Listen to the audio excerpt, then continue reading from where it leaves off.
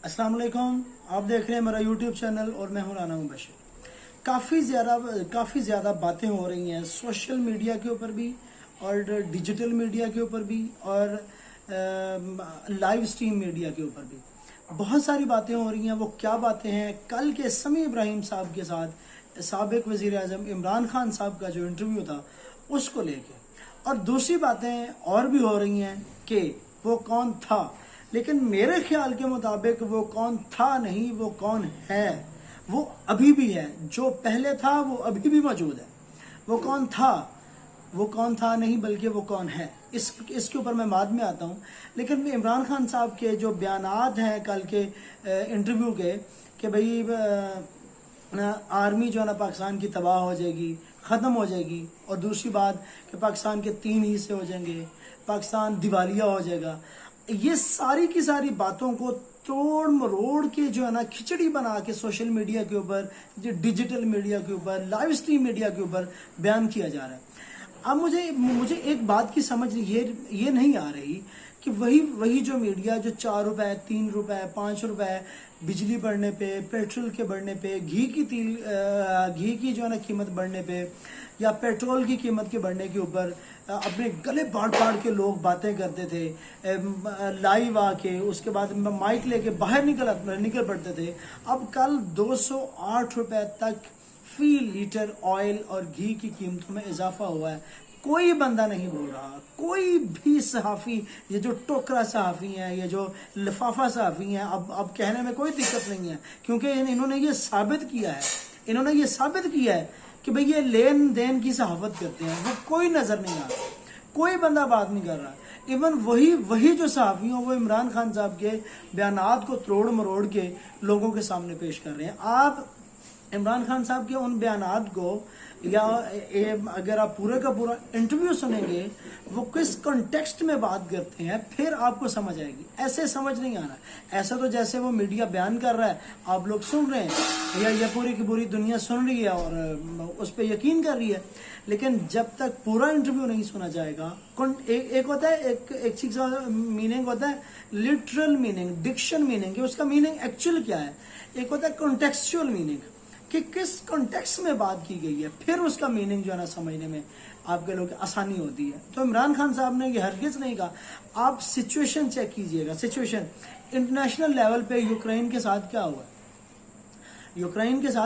है, यही कुछ हुआ है ना, कि भाई वो उनके एक किस्म की एटॉमिक पावर वो बनना चाह रहे थे, सैंक्शंस लगा दी गई उनके ऊपर, आप कह लो कि उस मुल्क को दिवालिया बना दिया गया, और फिर एट द एंड क्या हुआ, क्या अपने एटमी जो हथियार हैं उनका इस्तेमाल बंद कर दें और उनको बनाना ही बंद कर दें, मतलब एटॉमिक प्रोग्राम जो है उसको ख़त्म कर दें।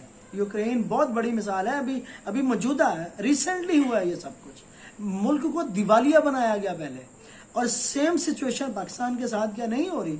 क्या मुल्क दिवालियापन होने की तरफ नहीं जा रहा? कौन कहता है इस बात को? अब देखें, सिचुएशन को समझने की ज़रूरत है। कुछ अर्सा पहले हुआ क्या कि भाई ये जो हमारा हमसाया मुल्क है ईरान, इसके ऊपर भी सैंक्शंस लगाए गए इंटरनेशनल ट्रेडिंग के, कि आप दूसरे मुल्कों के साथ ट्रेड नहीं कर सकते। बैन लगा दिया गया। उसकी वजह ही सिर्फ एक थी कि ये जब दूसरे मुल्कों के साथ ट्रेड होगी इस मुल्क की, तो इसके पास रुपया पैसा आएगा, और ये अपना जो एटॉमिक पावर है, एटॉमिक प्रोग्राम है, इसको बढ़ाएगा। और एट द एंड क्या हुआ, इसके ऊपर जोर दिया गया कि आपने एटॉमिक पावर जो है ना वो नहीं बनना, धमाके नहीं करने, और वो बेचारा स्टिल अभी तक जो है ना वो नहीं कर पाया। और बेशक उसके पास एटॉमिक पावर है, न्यूक्लियर प्रोग्राम है, लेकिन वो और पूरी दुनिया में जो है ना उभर के सामने नहीं आया। और वहाँ तो एक निडर किस्म के लीडर थे जिन्होंने उन सैंक्शंस को, उन ट्रेड के जो रूल्स थे उनके ऊपर बैन किए गए, उनको ऊपर नहीं माना, या बैन मतलब बहुत सारे मुल्कों ने माना भी। लेकिन कहने का मतलब ये है कि अब यही सिचुएशन तो इमरान खान साहब जो बयान कर रहे हैं वो तो पाकिस्तान की होने वाली है। सबसे पहली बात कि जो रिजर्व्स रहे हमारे स्टेट बैंक के अंदर वो खत्म होते जा रहे हैं, महंगाई किस लेवल तक बढ़ गई है। उतनी महंगाई उसने 3 सालों में नहीं की, 3.5 सालों में नहीं की, जितनी ये 1.5 महीने के अंदर हो चुकी है। अब कोई बंदा नहीं बोलता। अब बात तो फिर वही है कि कौन नहीं बोलता, वो कौन था नहीं, वो कौन है, जो बोलने पे मजबूर नहीं कर रहा। पहले बोलने पे मजबूर किया जाता था लोगों को और बोलते थे लोग। अब वो कौन था नहीं, वो कौन है जो बोल ही नहीं रहा। वो कौन है आखिर आपको भी आप भी समझ आ रहे हैं कि वो कौन है, लेकिन क्या है कि बंदा खुल के बात नहीं कर सकता कि वो कौन है। आप जानते हैं सारे। अब देखें, उसने से इमरान खान साहब ने पहली बात क्या की कि भाई सबसे बड़ा इदारा जो पाकिस्तान का है वो हमारी फ़ौज है, इसमें कोई शक नहीं है। पाकिस्तान के बजट का तकरीबन 40 to 50% ऑलमोस्ट मेरे इल्म के मुताबिक वो सारा किसको जाता है, 40 to 50% किसको जाता है, फ़ौज को जाता है। उसकी वजह ही सिर्फ ये है कि भाई वो हमारी रियासत की हिफाजत करती है, इसमें कोई शक भी नहीं है, कोई शुबा नहीं है। हमारी पाक फ़ौज है और दुनिया की 6ठी मजबूत तरीन 6th नंबर पे आने वाली मजबूत तरीन हमारी पाक फ़ौज है। अब इमरान खान साहब के कहने का मतलब सिर्फ ये था कि अगर मुल्क दिवालिया की तरफ जाता है तो सबसे ज़्यादा नुकसान किसको होगा, पाकिस्तान की फ़ौज को होगा। दूसरे इदारों को तो होगा ही, लेकिन सबसे ज़्यादा नुकसान किसको होगा, पाकिस्तान की फ़ौज को होगा, पाक आर्मी को होगा। अब पाक आर्मी को नुकसान क्या होगा, तो इसका मतलब कि फ़ौज तबाह हो जाएगी।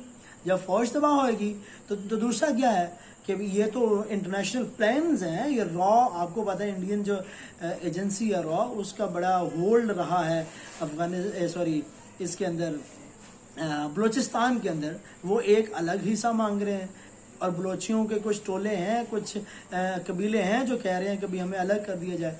ये क्यों क्योंकि रॉ की फंडिंग की वजह से। अब पाकिस्तान ने इसी कॉन्टेक्स्ट में बात की कि आखिर ये जब सारे मामलात होंगे तो पाकिस्तान की तो बेहतरीन ही से हो जाएंगे।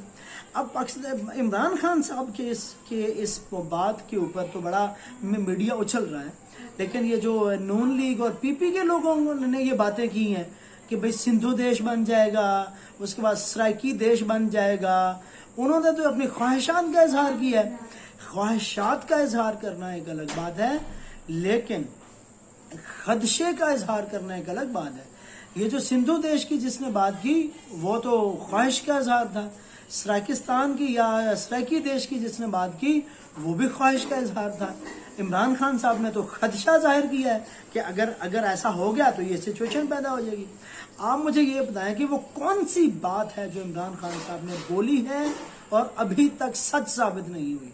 एक एक बात उनकी सच। सबसे पहले दिन उन्होंने कहा था ये सारे इकट्ठे हो जाएंगे मेरे खिलाफ, वो सारे के सारे इकट्ठे हुए और पूरी दुनिया ने देखा कि किस तरह रिजीम चेंज का ऑपरेशन पाकिस्तान के अंदर हुआ और रिजीम को चेंज कर दिया गया। और ये कौन था नहीं कौन है जो अभी भी मुल्क की इक्तसादी ये जो मौशियत इकोनॉमी है पाकिस्तान की किस कदर तबाह कुन हालत में जा रही है। अभी भी कोई इलेक्शंस की तरफ नहीं जाना चाह रहे कोई, तो ये कोई था नहीं कोई है जो नहीं जाना चाह रहे और ना ही कोई फैसला दे रहे हैं।